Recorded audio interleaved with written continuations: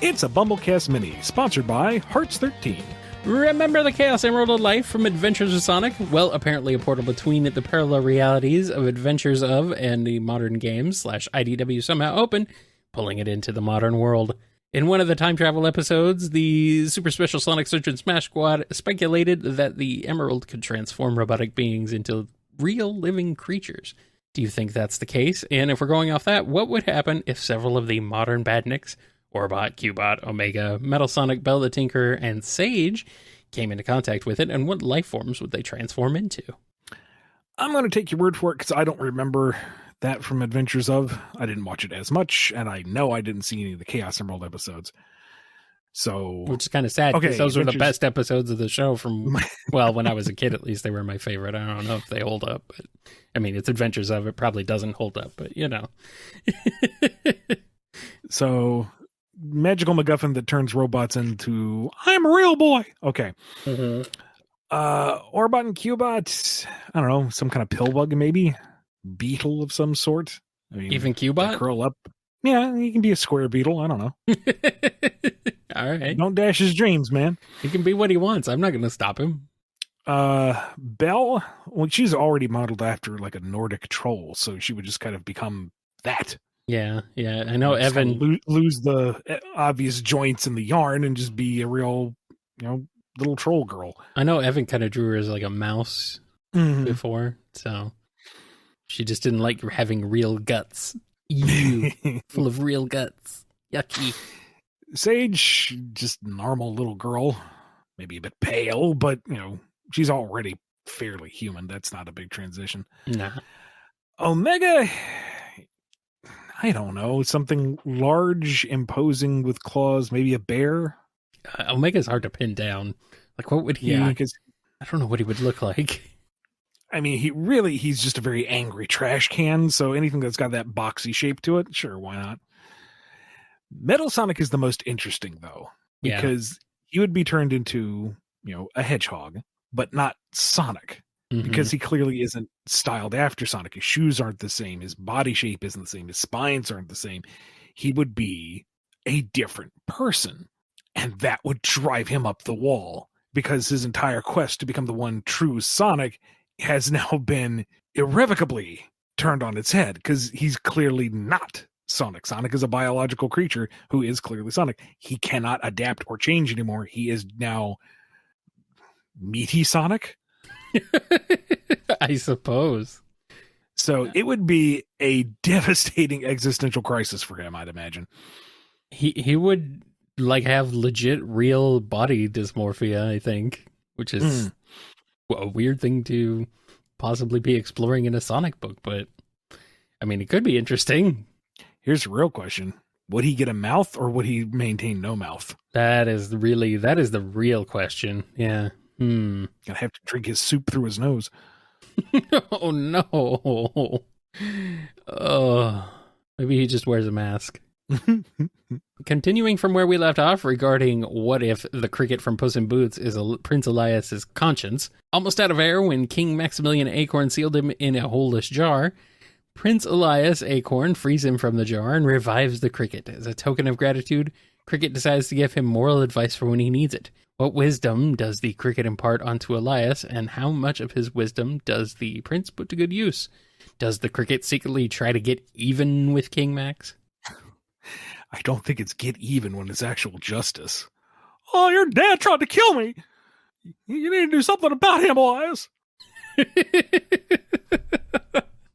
don't think he quite sounded like Bill Clinton, but all right. What do you want from me, range? Yes. Well, too bad. Oh. The thing is, Elias is a good person. He knows what he needs to do most of the time. It's just he overthinks the situation. He tries to please everybody. He tries to take everyone into consideration. He tries not to do anything to diminish or slight anyone else.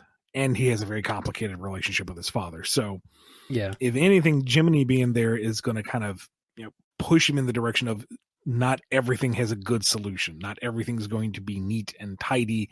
Also, your dad is crazy. You're going to help more by being decisive than trying to keep the old senile crazy man happy. Good. Do not keep the old senile crazy man happy. Get rid of that guy. Taking the pre-Super Genesis Wave Prime universe from the Sonic Archie comics into consideration, would relics like the Time Stones, which exist there, plus the Phantom Ruby, if it existed there, also be manifestations of the Chaos Force, or would they be the manifestations of other interdimensional forces? Chronos Force, Phantom Force, similar to the conduits in DC's Flash stories.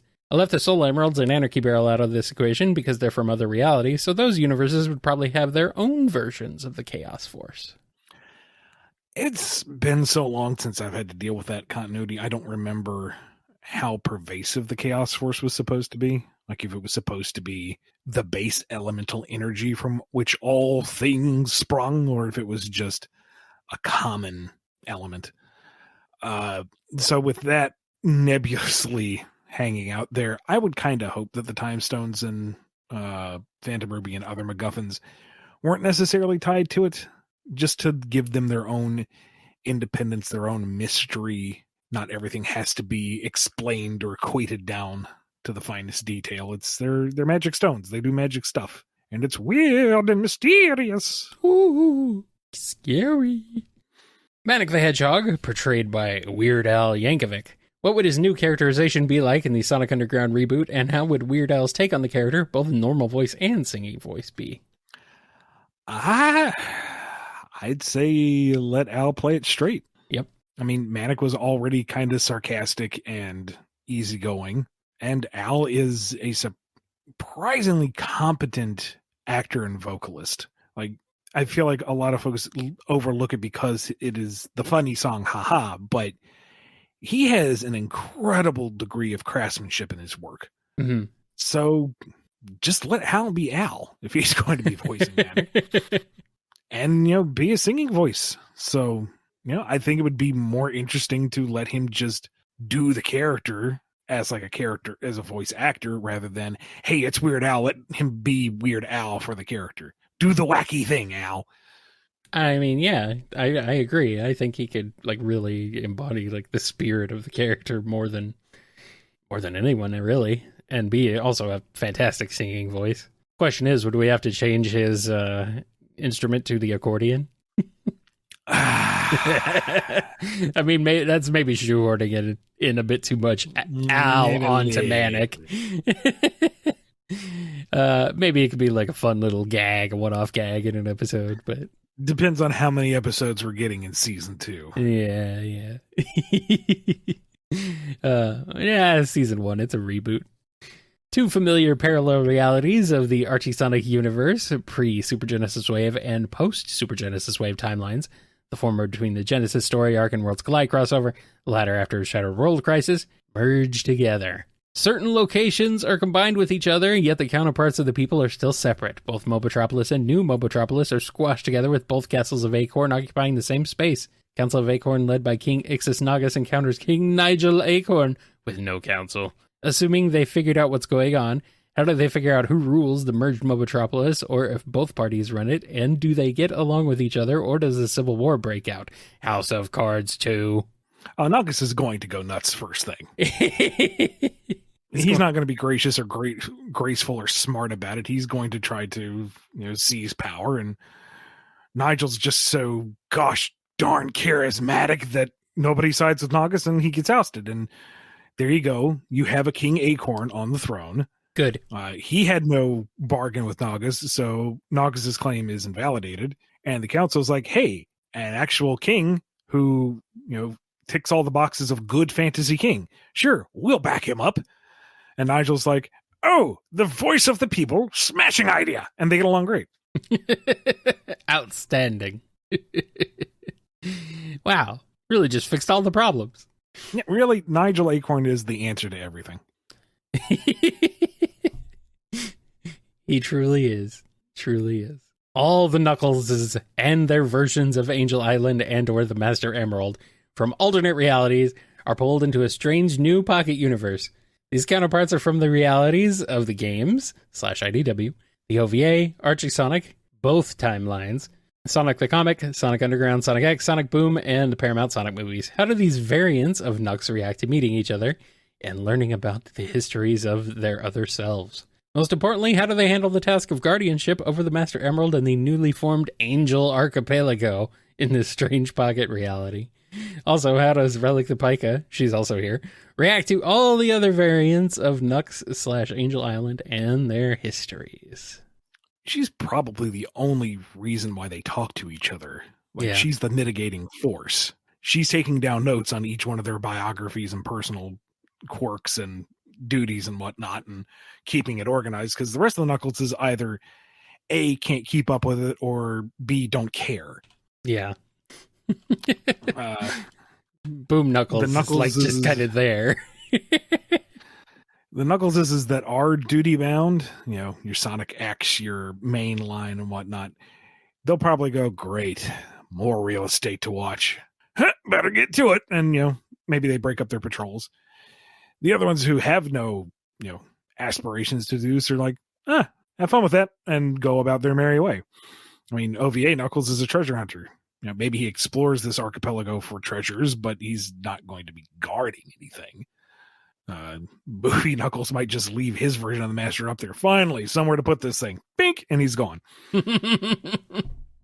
The real interesting one here is, even though he didn't show up in Sat AM, the floating island, as Angel Island was known at the time, was in Sat AM, and it was the hiding place of the Time Stones. Right. So does that count? Does that show up?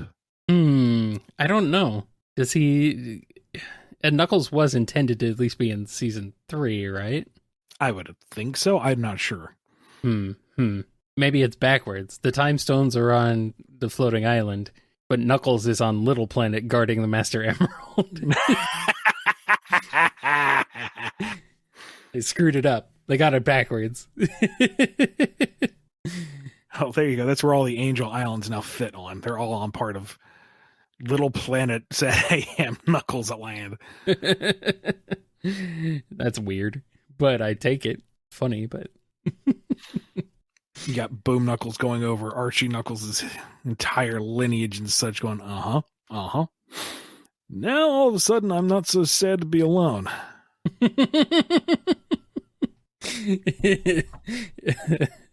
Also, his island is just like somehow appears like, oh yeah, there it is. That's where I left it. Nice. What if the Freedom Fighters were in Tangle and Whisper? For context, this question takes place in an alternate reality with similar history, characters, and elements of both the post-Super Genesis Wave Archie Sonic and IDW/Game Sonic realities. The main 4 Freedom Fighters, Sally, Bunny, Rotor, and Antoine, are here because Mimic framed Sonic, and they accompany the namesake protagonists of the Tangle and Whisper miniseries to get to the bottom of it. How do the events of the miniseries change, and how do each of the Freedom Fighters react to Whisper's tragic origin story from issue 3? And when they and Tangle confront Mimic for his treachery of the team in issue 4, how do they react to Mimic's means-to-an-end villain speech? I would have to say it'd have to be a completely different story, because Tangle and Whisper is a very concise, very character-driven kind of road trip. Mm-hmm. It's, one part Whisper's origin story, but the real meat of the story is the odd couple of her and Tangle finding common ground and becoming closer friends. They were just acquaintances, and they come out of it as stronger friends who understand each other better and trust each other more. The Freedom Fighters in this case would just be excessive baggage. They would distract from that core purpose of the story. So it isn't just a simple matter of take these 4 and plug them in somewhere. They'd be redundant to just about everything that Tangle and Whisper themselves accomplish within the course of the story. Yeah. I don't know how well it would necessarily work. You would definitely have to basically rewrite the whole thing. But, it would be great to have the Freedom Fighters back at least, for what that's worth. Yeah. But maybe not how they're going to, maybe not how they should be reintroduced, necessarily. Considering the infinite parallel realities of the Sonic multiverse, perhaps similar events play out in different universes. For example, in the post-Super Genesis Wave reality of the Archie Sonic comics, the events of the game Sonic Unleashed take place in this reality. And Sonic Lost World probably took place after those events. They definitely set it up for another saga. I wonder if off screen, or page, I guess, do you think the events of Sonic Forces and Sonic Frontiers happened in this or alternate reality similar to the post-Super Genesis Wave Prime reality? If so, how do you think those events would play out? Also, between the events of those games, what would the fallout of the Eggman War in Forces be like in the post-SGW universe? Similar to IDW, different, or a little bit of both? I think what we had in mind for post-boot Sonic was that with the Sky Patrol and this big team, you could have Sonic and any of the game cast go off on an adventure and do the game story, but the Freedom Fighters would still have the mobility and the ability to go on a different adventure and explain why there isn't always all these characters showing up where they weren't originally. So we wouldn't have to say, okay, where do the Freedom Fighters fit in Sonic Frontiers? What are the collectible Sonic's grabbing for all of them? Oh God, it's Banjo-Tooie all over again. It would just be, Sonic and the gang did this over here while Sally and the others were focusing on this problem over here, Right. It would make approvals a heck of a lot easier and allow us to not, spend time retreading a story that most people will already have experienced in the games and do something a little different. In Sonic Forces case, I would imagine the comic would have covered the 6-month war, like the Freedom Fighters founding or being part of the Resistance. Maybe some of them were caught, some of them weren't. Explore that period that the game skips over and then resolve it with what the game actually covers, because the Freedom Fighters would fit in there, no problem. Yeah. Like I said, Frontiers, have Sonic and crew do their story and have the Freedom Fighters go on a separate adventure that doesn't have to cross over, and we don't have to jump through hoops getting things approved. You don't have to have Sonic be dead for 6 months. I guess that wouldn't be so different from like a lot of the other time spent in the book in the past. Sonic's just not here. Well, all right. What if King Nagas discovered the Wisps? In an alternate reality similar to the Prime Zone, with events of the games universe before Forces. After the events of Sonic Colors, the evil wizard Ixis Nagas, who's king of Metropolis at this point, is trying to get Nicole to create a wish-granting super ring to cure his mutations, when he discovers this alien species of energy beings coming from space. How does Nagas capture one of the Wisps? Is he successful in using their power to make a super ring? And if/when he cures the corruption, afterwards, does he try to capture more of these Wisps to amplify and modify his mystical powers?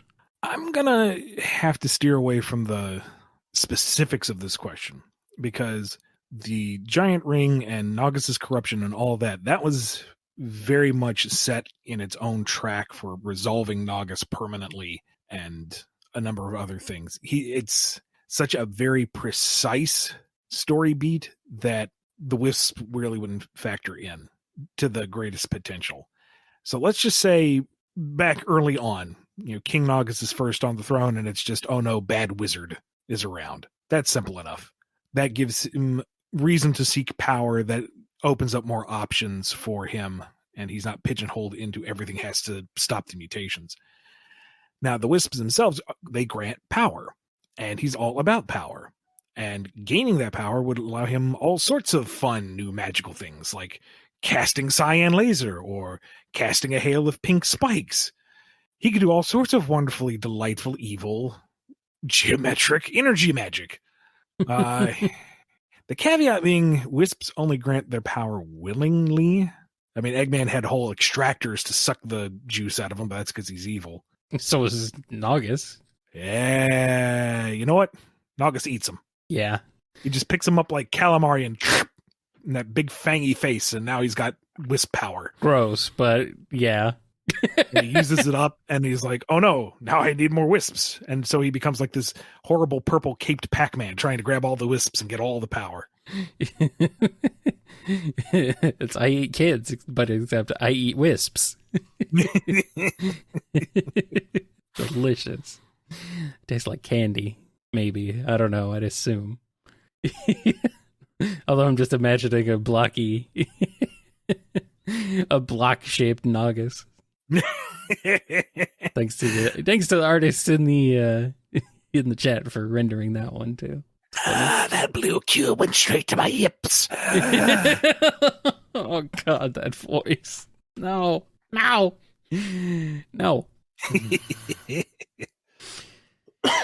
All right, we got one last question. Sonic Spinball Mania / Origin style remake. Sega decides to remake this cult classic after the success of Sonic Mania Plus and Sonic Origins Plus. They hire you as a consultant for Sonic Spinball Plus. They add more levels. Are the sprites and backgrounds pixelated in Mania style or hand-drawn by Tyson Hess? No CGI. Are they animated cutscenes this time? How did the Sad AM / adventures of characters from the bonus stages and Toxic Caves, Sally, Bunny, Rotor, Mutsky, Cluck, and Scratch, transition into the neoclassic era? And what do you suggest for this remake? Oh, goodness. If we're doing like a full ground-up remake, like take the principal concept. Eggman's taken over a volcano, turned it into his base to launch his latest spaceship, and it's all pinball themed. And nothing else needs to really be sacred. No. Except for Toxic Caves. I think if you took that out or changed it too much, people would riot, because, I mean, it's the best stage in the game, let's be honest. Like, revise it so it's not a bunch of blue chaos emeralds, but some kind of, like, special crystals that harness energy or whatever. Have the whole thing be an effort by the freedom fighters to invade the base, and each one is highlighted on a different pinball stage. Shoot, maybe even make them unlockables. Maybe Sally can mid-air course correct. Bunny can use her robot arm to grab onto a wall to like force tilt something. Rotor is a bit bigger and heavier, adding a new angle of difficulty to the game or something. Antoine is actually there this time and not supplanted by Mutsky. Very funny, but also a big oof. More stages to be sure. I mean, the game is short if you can get through it fast enough. So, more stages to explore and have fun with. And if you're unlocking more characters, more avenues to explore, no new ways to play it, I would be perfectly fine with either, a proper retro pixel style or hand animated sprites. Mm-hmm. Both are gorgeous, so sure, why not? I would take it all. Give it all to me. I wouldn't say like cutscenes though. Like nothing more advanced than like Sonic 3 and Knuckles or Sonic Superstars. Keep it light. That's kind of the appeal of classic, is it's pretty straightforward. Yeah. You have to keep the options theme. If you remove that, it's all over. Well, yeah. Yeah. And all the other music too, but especially the options theme. It's very important. All right, that's going to do it for this BumbleKast Mini. Thanks to Hearts13 for sponsoring this BumbleKast Mini. If you want one of your own, head over to patreon.com/BumbleKast, Ko-fi.com/BumbleKast, or become a YouTube member. Be good to yourselves, be good to each other, and we will see you next time on the BumbleKast.